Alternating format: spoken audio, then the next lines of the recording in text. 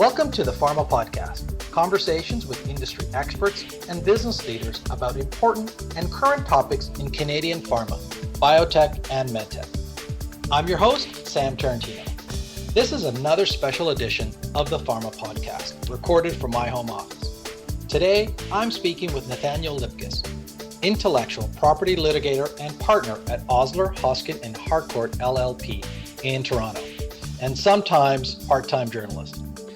Nate is a legal expert on patent and regulatory issues facing pharmaceutical and biotechnology companies. Nate has also published extensively on topics pertaining to Canada's Patent Act and recently wrote an article for the Globe and Mail exploring today's topic. In this episode, Nate will provide insights on Canada's regulatory framework and how it can assist Canadian access to new therapeutics to the novel coronavirus when they become available. We will also explore Canada's industrial capability to meet this demand. Welcome to the podcast, Nate. Sam, thanks so much for having me. I think it's great what you're doing with this podcast, and hopefully it will become a resource that the pharma industry in Canada makes good use of. Thanks, Nate. So let's start with Canada's regulatory framework in response to the COVID-19 pandemic. In March, the COVID-19 Emergency Response Act, Bill C-13, received royal assent. Can you explain what measures does the act allow for? Well, it's a big bill. This is a major financial relief package that covers many different parts of the Canadian economy, and it's almost exclusively directed to these kinds of financial measures. From my perspective as an intellectual property lawyer, I was interested in seeing that there was a provision directed to patents. It's one of the only sections of the Act that is not directed to financial relief. And what the Act provides for is the ability to override patents on medical product required to treat COVID-19. It's actually framed as a public health emergency provision, but it's quite clear that it's directed to the current pandemic. So how does the COVID-19 Emergency Response Act affect current legislation like the Patent Act? Well, what the Act does is it introduces a new section to the Patent Act, Section 19.4, which is directed to granting compulsory licenses by the government for measures necessary to respond to a public health emergency. So just dialing back a bit, a compulsory license is a license to a patent that is not voluntary on the part of the patent owner. It's compelled by the government. The Patent Act protects patents. If you get a patent, that gives you 20 years of patent protection to prevent others from using the invention you've claimed as your property. And so if the government can compel a license, then that takes away from the exclusive right granted by the patent. Now, it used to be the case that the government of Canada could grant compulsory licenses as a matter of routine, and a licensee would simply pay the patent owner of a royalty. That was part of the patent bargain. But those days have been over for nearly 30 years. Back in the early 90s, when we entered into the NAFTA agreement and an international trade-related intellectual property agreement called TRIPS, we abandoned our compulsory licensing regime for a more robust protection that does not allow for the government to grant compulsory licenses, except in very limited circumstances that are quite difficult to establish and are almost never used. I could probably count on one hand the number of times that these provisions have been used over the last couple of decades. So back to the provision of the current COVID-19 Act. This new COVID-19 provision introduces a pathway for the Canadian government, and in particular, the Federal Minister of Health, to override patents in a public health emergency. And unlike other government escape valves in the Patent Act, allowing for compulsory licenses, the COVID-19 provision allows the government to license the patent to a third party if this public health emergency authorization has been made. Now, the government knows that this is an extraordinary provision. It is time limited, so that they can only issue an authorization on or before September 30th of this year, 2020. And there's a requirement that the patent owner be paid for the right to use a patent holder's patent.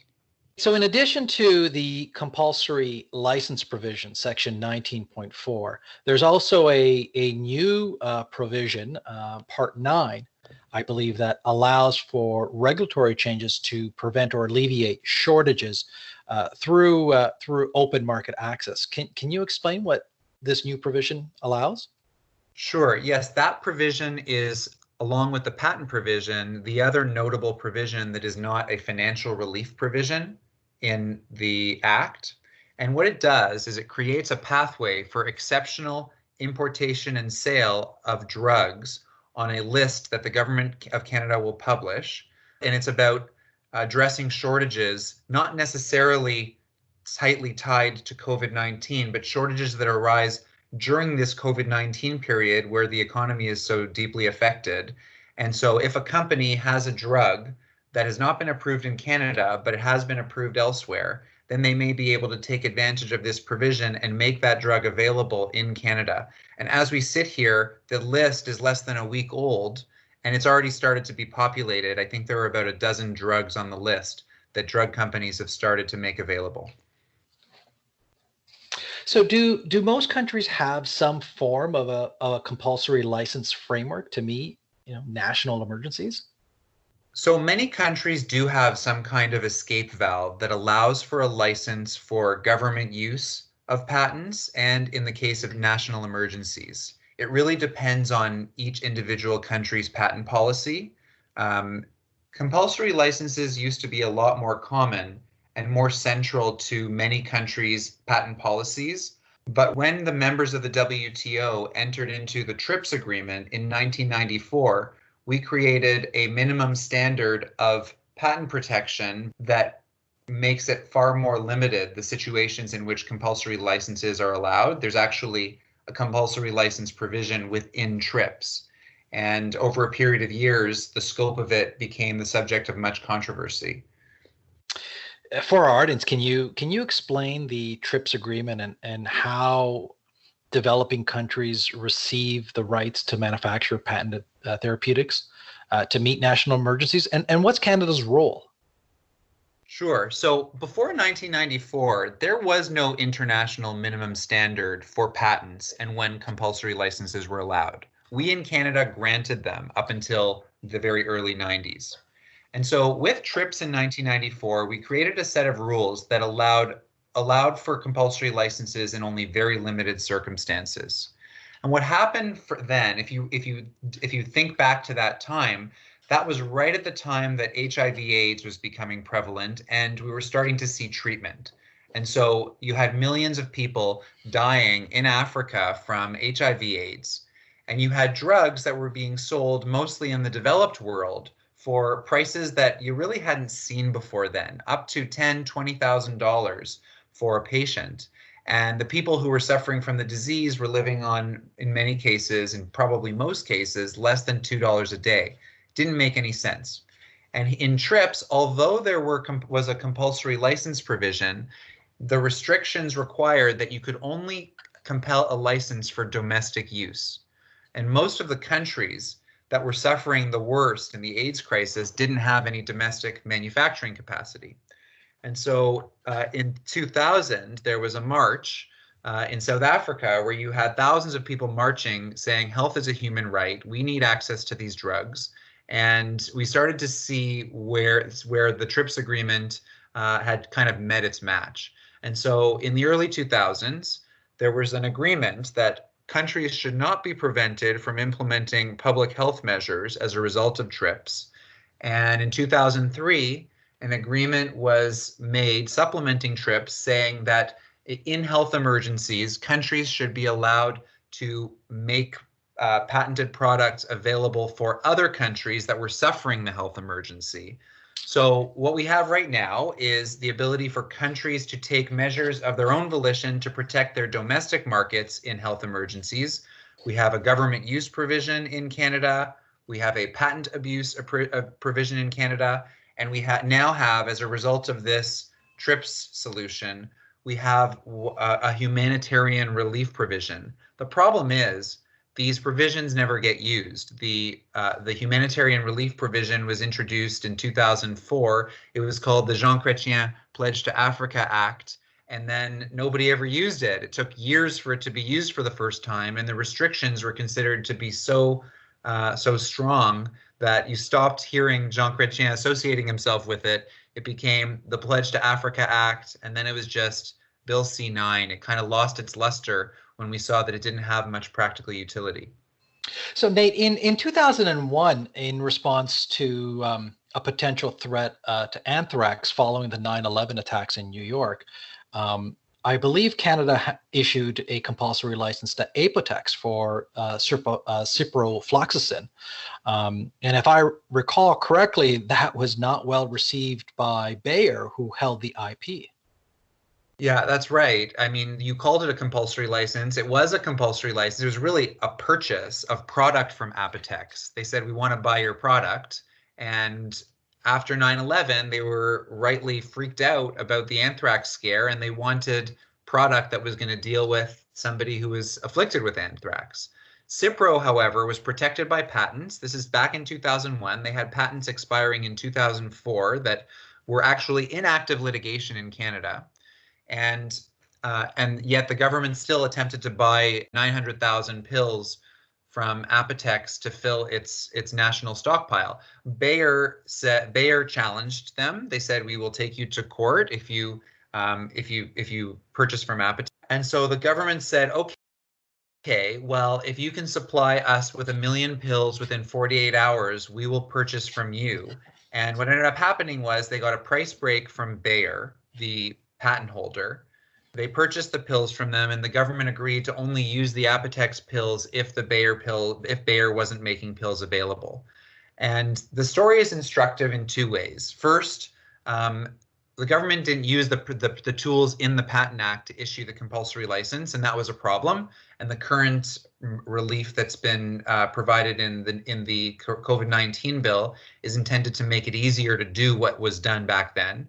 And secondly, the fact that Canada had a domestic manufacturer available to provide pills provided significant negotiating leverage with Bayer, such that Bayer then had to lower its price. They made a large donation, and they provided product much more quickly than they might otherwise have.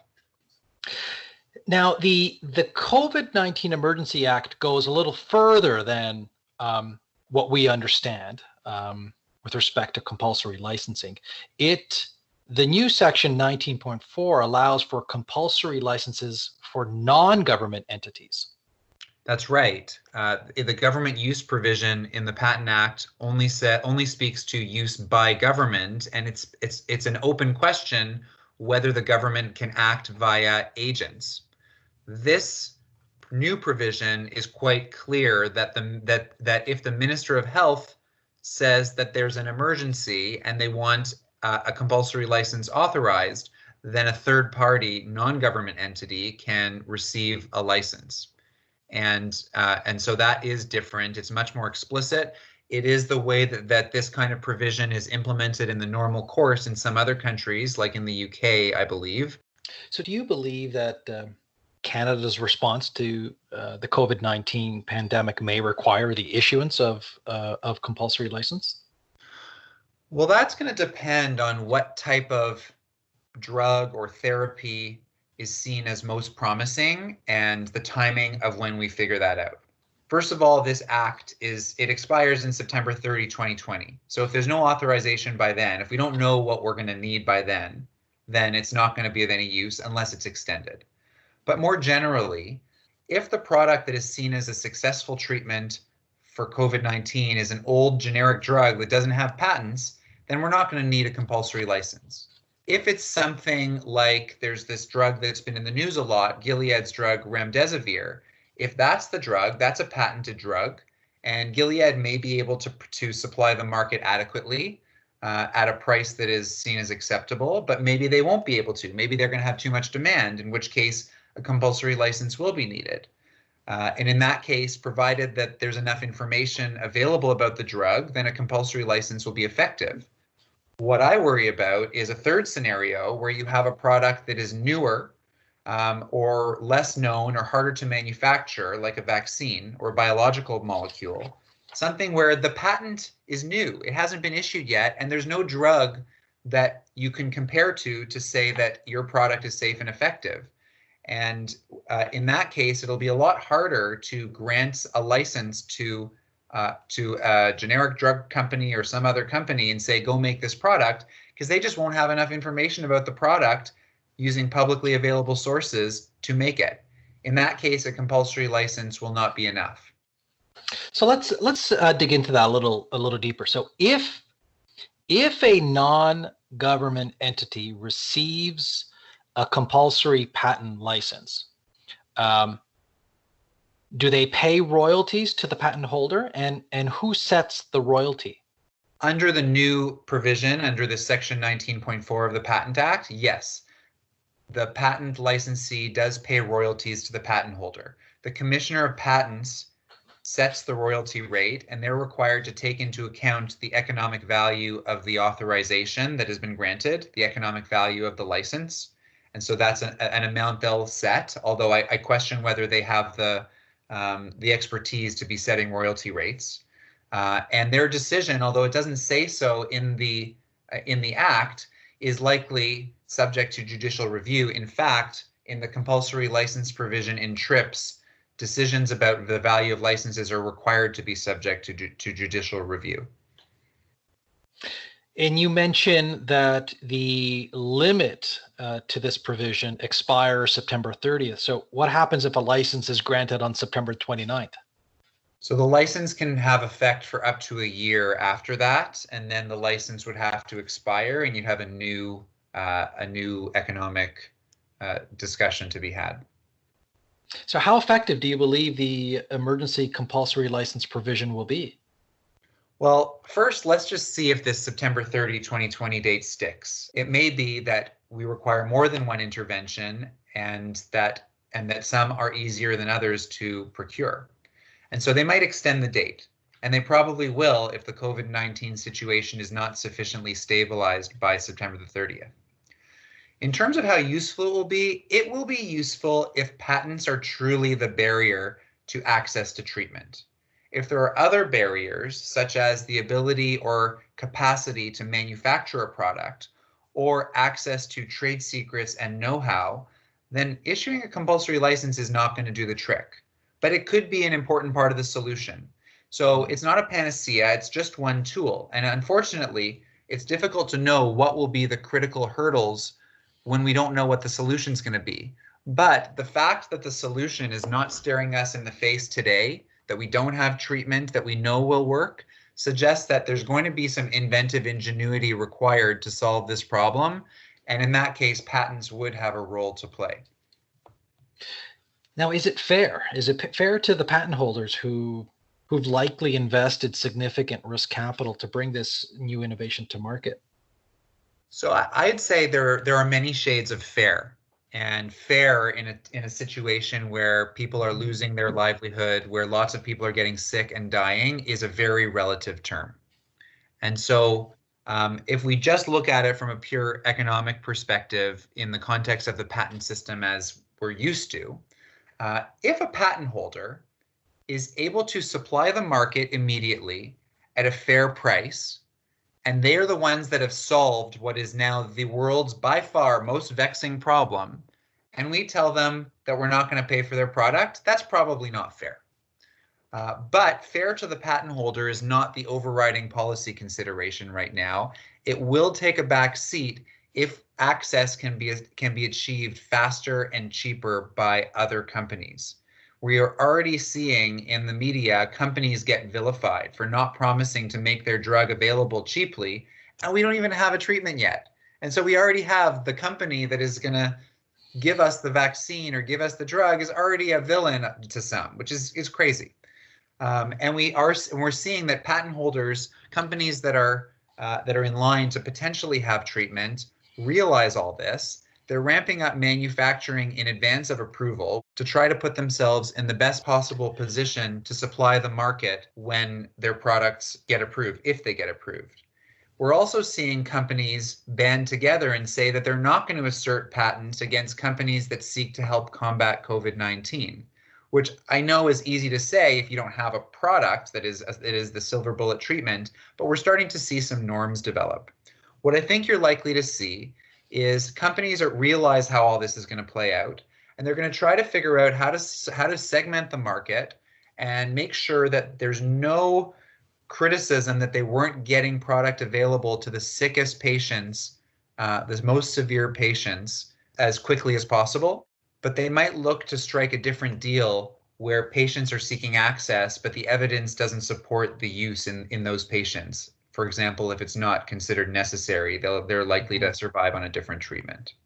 And so I think companies understand that if they are seen as having the solution that saves the world from the biggest challenge we're living with today, and they botch the rollout, then they're going to face some risk, and they're going to need to pull out all the stops to make sure that the rollout is as good as possible, or else compulsory licenses will become a tool that the government wants to use. So for novel, complex therapeutics, like a vaccine, where a compulsory license may have limited impact, are there other provisions under the Emergency Response Act to secure supply from international suppliers? No, the Emergency Response Act does not create a regulatory pathway, but there are emergency access pathways that Health Canada already has in place for special access to drugs. And COVID-19 regulatory pathways are issue number one for Health Canada right now. Right now, Health Canada will have to wait in line if they want to access product from international suppliers. And so what we need to do is we need to ensure that our regulatory framework is as enticing as possible to foreign suppliers. We need to make it as easy as possible for them to say, of course, we're going to supply Canada. We need to roll out the red carpet. If companies have to run the gauntlet of Health Canada approval, pricing via the PMPRB, a cost effectiveness assessment under CADIF, formulary listings around the country, all with the potential impact on what they're going to do in other countries, then we run the risk of companies saying, we're going to look elsewhere first and we'll come back to you later. What we need policymakers to be doing is establishing a critical path that makes it as easy as possible for companies to say, yes, we're coming to Canada and we're coming right away. So does Canada currently have the manufacturing capacity for Section 19, the compulsory license provision to be effective? Well, it's going to depend on what the solutions are. If we're looking at an old established molecule, like we've heard of hydroxychloroquine has been in the news, although with much controversy, that's already manufactured in Canada by Biotech. We have small molecule manufacturing capability here in Canada. If it's a newer but understood small molecule, similarly, we have small molecule capacity. There are companies that could learn how to make that molecule and do what they normally do with chemicals and make a generic version. However, if we have a product that is less understood, then there will be a barrier. Or if we have a molecule that requires biological manufacturing, then we have some real problems because we do not have very strong biomanufacturing capacity in Canada. The companies that are capable of biomanufacturing, in most cases, do not meet quality standards that Health Canada requires. And we certainly do not have anybody that can supply, for example, a vaccine to the entire country in a short period. What policies do you think the government should implement to ensure that when a vaccine or effective treatment for COVID-19 is available, Canadians will have access to it? Well, so I was reading an article recently that said we're in the second inning of a 9-inning game with COVID-19. And so we have to have policies applicable to every inning of the game. For now, we need to stay on top of the evidence. We need to have the best minds predicting what's likely to be effective in treatment, watching the studies, looking at the quality of evidence, understanding that the cream will rise to the top and trying to know where this is going.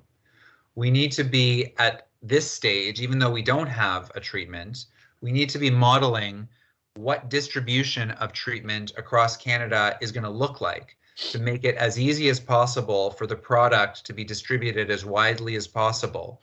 And that's obviously more important for a vaccine, which everybody will need, than for a drug, which is going to be used for patients that actually get sick over time. And so we need to make sure that's modeled. That work is done for vaccines as part of pandemic planning, but this is the real deal. We need to have a pricing model ready to go that is desirable for industry, desirable in the sense of its predictability at minimum, so that companies know. We measure this stuff by, for example, quality adjusted life years. Companies know what to expect. They're not going into the abyss when they come to Canada. And we need to need a fast track system that involves a one-stop shop for pricing of the product Canada-wide without any unnecessary red tape, which we have a lot of here in Canada. And we need to signal what that process is going to look like now, because companies are planning, and they need to know, and we want to show them that planning for Canada is going to be as easy as for anywhere else. We need to ensure that we have relevant domestic manufacturers ready if needed. And that's not just asking companies to be ready. It means, if necessary, providing the know-how and assistance to get existing facilities GMP ready so that they are at quality standard. If that is a worthwhile use of funding for companies that are in potential position. And we're going to need long-term investment in biomanufacturing. It looks like over the long term, we're now going to be having regular vaccines for flu and COVID-19, maybe not at the same time, depending on the epidemiology. And so this is going to be a fact of life for a really long time. I think the takeaway message here is that we have problems with our drug approval, IP, and pricing systems, and with our manufacturing capacity that we've been willing to live with for a long period of time. And every one of those problems, though, now, while we're in a pressure cooker, is going to be revealed, because Canadians will not accept anything less than perfection, so that we can get back to a new normal where we can spend time with our families and friends, understandably. And so it's time right now to acknowledge and fix these problems that we have and apply the solutions we come up with for the approval and rollout of COVID-19 treatments. And if the right policymakers aren't developing a critical path now, then they're not doing their jobs, because this is as big an issue as really any when it comes to COVID-19. Once a treatment does become available, what do you think Canada can do to ensure that developing countries have equitable access to these same therapeutics?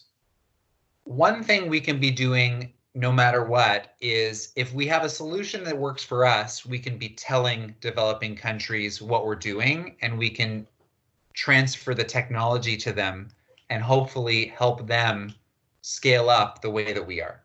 And so that's one part of the solution, but that's not going to be enough, particularly for countries that aren't capable of manufacturing drugs. One thing we should be doing now, in concert with other countries, is identifying where there is manufacturing capacity regionally and working with regulators and manufacturers around the world in those regions to allow them to transfer technology. We shouldn't be searching for solutions in a year or two when we finally have a product. We should be planning now to know exactly what those networks are going to look like. If we are fortunate enough to have enough of the products that we need, such that there's an excess in Canada, or that the timing is such that some countries will need solutions at different times than others, then we have a pathway to assist. And hopefully we can help them meet their unmet medical need, either through the humanitarian access pathway in the Patent Act that we have now, or what I would recommend is really taking a look at it, because it hasn't really worked, and making it more flexible to allow for us to manufacture for those countries that aren't able to help. As long as COVID-19 is spreading, we are vulnerable, and so we should try to be part of the solution and not the problem. Nate, thank you for your time and insight. explaining COVID-19, the COVID-19 Emergency Response Act. How can the audience connect with you? So the easiest way to connect with me is by email at my work email, nlipkus, Nlipkus at osler.com, Osler. I'm also reachable, though, through all the normal social media methods, except for TikTok. But you can catch me on Twitter, nlipkus, and that's probably enough. Or find me on LinkedIn, Facebook, etc. Thanks, Nate. Contact details for Nate are also available on our website at thepharmapodcast.ca. Thank you for listening to this special edition of the Pharma Podcast. This podcast, along with a transcript of the show, can be found on our website at thepharmapodcast.ca. Thank you to our sound engineer, Errol Francis, and the town of Oakville. Please subscribe and follow me on LinkedIn to stay up to date on future podcasts. If you would like to be a guest on this podcast, or if there is a topic we should cover in future episodes, please connect with me via LinkedIn.